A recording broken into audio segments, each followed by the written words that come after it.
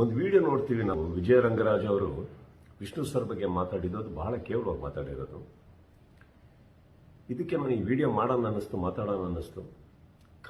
ಕಲಾವಿದನಾಗಿಯೇ ಹೌದು, ಒಬ್ಬ ವಿಷ್ಣು ಸಾರಿನ ಅಪ್ಪಟ ಅಭಿಮಾನಿಯಾಗಿಯೇ ಹೌದು. ಇಲ್ಲ, ಎಲ್ಲ ಅಭಿಮಾನಿಗಳ ಪರವಾಗಿ ಮಾತಾಡ್ತಾ ಇದ್ದೀನಿ ಅನ್ಕೊಳ್ಳೋಣ, ಪರವಾಗಿಲ್ಲ. ವಿಜಯ ರಂಗರಾಜ್ ಅವರೇ, ಒಬ್ಬ ವ್ಯಕ್ತಿ ಬಗ್ಗೆ ನೀವು ಏನು ಮಾತಾಡಬೇಕೋ ನಿಮಗೆ ಬಿಟ್ಟಿರೋದು. ಬಟ್ ಆ ವ್ಯಕ್ತಿ ಬದುಕಿರ್ಬೇಕಾದ್ರೆ ಮಾತಾಡೋದ್ರಲ್ಲಿ ಒಂಚೂರು ಗಂಡಸ್ಥಾನ ಇರುತ್ತೆ ಅನ್ನೋ ನಂಬಿಕೆ ನಂದು. ಅವಾಗ ಅವ್ರ ಸತ್ಯ ಏನು, ಅವ್ರು ಉತ್ತರ ಕೊಟ್ಟಿರೋರು, ನಿಮ್ಮ ಸತ್ಯ ನೀವು ಮಾತಾಡ್ತಾ ಇದ್ರಿ. ಆದರೆ ಇವತ್ತು ಆ ವ್ಯಕ್ತಿ ಇಲ್ಲಿಲ್ಲ ನಮ್ಮ ಮಧ್ಯದಲ್ಲಿ ಅಂದಾಗ, ಎಷ್ಟೋ ಕೋಟಿ ಕೋಟಿ ಜನಗಳಿಗೆ ಆರಾಧ್ಯ ದೈವ ಆಗಿರೋ ವಿಷ್ಣು ಸರ್ ಬಗ್ಗೆ ನೀವು ಈ ಥರ ಹೇಳಿಕೆ ಅವ್ರು ಇಲ್ಲದೇ ಇರುವಾಗ ಕೊಡೋದು ಬಹಳ ದೊಡ್ಡ ತಪ್ಪು. ಎಲ್ಲ ಇಂಡಸ್ಟ್ರಿನೂ ನಾವು ಬಾಂಧವ್ಯದಲ್ಲಿ ನಡಿಬೇಕಾದ್ರೆ ನಿಮ್ಮಂಥ ಒಬ್ಬ ವ್ಯಕ್ತಿ ಈ ಥರ ಹೇಳಿಕೆ ಕೊಡೋದ್ರಿಂದ ಎಲ್ಲ ಚೂರು ಚೂರಾಗಿ ಆ ಕಡೆ ಬಿದ್ದೋಗ್ತಾರೆ.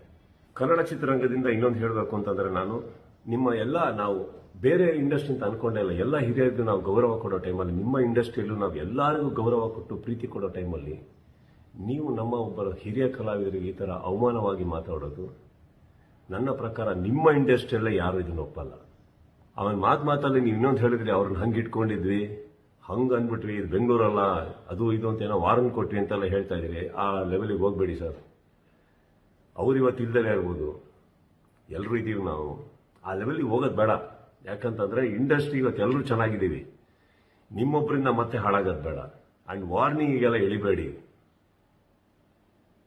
ಇಲ್ಲಿ ಯಾರು ಕೈಗಾಗದೇ ಇರೋರಿಲ್ಲ ಸರ್. ವಿಷ್ಣು ಸರ್ ಇಲ್ದಲೇ ಇರ್ಬೋದು ಸರ್. ಕೋಟಿ ಕೋಟಿ ಕೋಟಿ ಮಕ್ಕಳನ್ನ ಬಿಟ್ಟೋಗಿದ್ದಾರೆ, ಎಲ್ಲರನ್ನೂ ಬಿಟ್ಟೋಗಿದ್ದಾರೆ. ಎಲ್ಲರೂ ಇದೀವಿ ನಾವು.